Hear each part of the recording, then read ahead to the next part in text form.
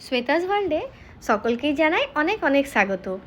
আজকে সকাল থেকেই ব্লগটা স্টার্ট করলাম। আজকে সকালবেলায় ওয়েদারটা এত সুন্দর, যেহেতু কলকাতায় 3 দিন থেকে টানা বৃষ্টি হচ্ছিল, আজকে দেখলাম ওয়েদারটা বেশ ফুরফুরে, খুব সুন্দর কিন্তু ওয়েদারটা।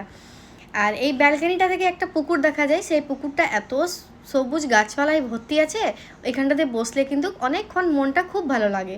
মর্নিংবেলায় এই ব্যালকনিটাতে বসে আমি চা খাই, আরে প্লান্টগুলো দেখি। ব্যালকনিতে দুটো নতুন প্লান্ট লাগিয়েছি, তুলসী প্লান্ট আর নয়নতারা গাছ।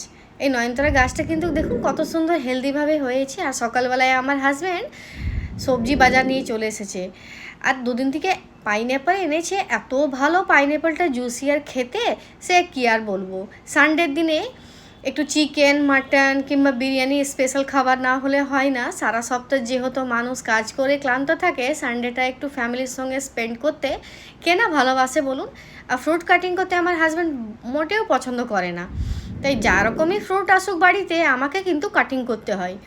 আর চিকেনটা একদম কষা করে রান্না করেছিলাম, ঝোল চিকেন খেতে ভালো লাগে না, সে মাখো মাখো করে চিকেনটা রান্না করলাম। আর ভাত, সানডের দিনে বেশি হাবিজাবি রান্না না করে আমি এক পদেই রান্না খেতে কিন্তু বেশি পছন্দ করি। আর রোজকে দেখুন কোথাও যাব, আগে ভাবতাম নিজে কিভাবে রেডি হব, এবার তো সবসময় রোজের নিয়েই ভাবি রোজকে কিভাবে রেডি করব, কি পরাবো। আর এটা তো স্বাভাবিক, একটা মা হয়ে যাবার পর নিজের বাড়িতে না ভেবে বাচ্চার বাড়িতেই ভাববো আমরা। আর ও হচ্ছে একদম ফাদার লাভার, ওর পাপাকে ছাড়া কিন্তু 1 মিনিট থাকতে পারে না ও।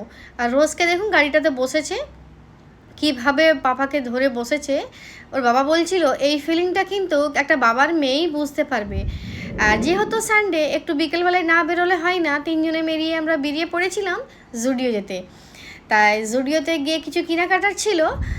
আর ওয়েদারটা বেশ ভালো ছিল কিন্তু। আর এইটা হচ্ছে দক্ষিণেশ্বরের রাস্তা, তো এই দক্ষিণেশ্বরের রাস্তাটা খুব সুন্দর কিন্তু, চারিদিক সবুজ গাছপালায় ভর্তি। আর এত সুন্দর মেঘলা মেঘলা ওয়েদার, খুব ভালো কিন্তু।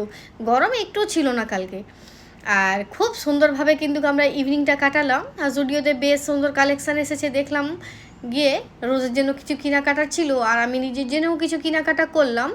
আর বাড়ি এসে কিন্তু রোজের আবদারের শেষ নেই, সেই নিজের বাবাকে নিয়ে দোকানে চলে গেছিলো, সেই কেক, পেস্ট্রি, বিস্কিট, নানান রকমের জিনিস নিয়ে বাড়ি এসেছে। বাচ্চাদের আবদার একটু পূর্ণ তো করতেই হবে, তারপরে তো আমাদের রোজ, এছাড়া তো আমরা নিজের জীবনটা কল্পনাই করতে পারি না। আর যেহেতু দিনের বেলা চিকেন করেছিলাম, অনেক কটা চিকেন ছিল বাড়িতে। আর আমার হাজব্যান্ড বললো ওয়েদারটা বেশ ভালো আছে, গরম গরম ময়দার একটু পরোটা করো। সেই ময়দাটাতে ডিম, সাদা তেল, বেকিং সোডা অনেকক্ষণ দিয়ে ধরে মেখে ওটাকে রেখে দিয়েছিলাম, ডোটা অনেকক্ষণ সফট হলো, তারপরে রান্নাবান্না করে ডিনার করলাম। আর বাঙালির পাতে যদি আমের সিজনে এরকম লাস্টে ডিনারে আম হবে না, তা কিন্তু একদমই হয় না। আর রোজকে খাইয়ে দাইয়ে ওকে রেডি করে দিয়েছিলাম, ঘুমোবে, ও তো লেট থেকে ঘুমোয়, তাই আমরা ডিনারটা কমপ্লিট করলাম। আজকের ব্লগটা কেমন লাগলো অবশ্যই কিন্তু কমেন্টে জানাবেন।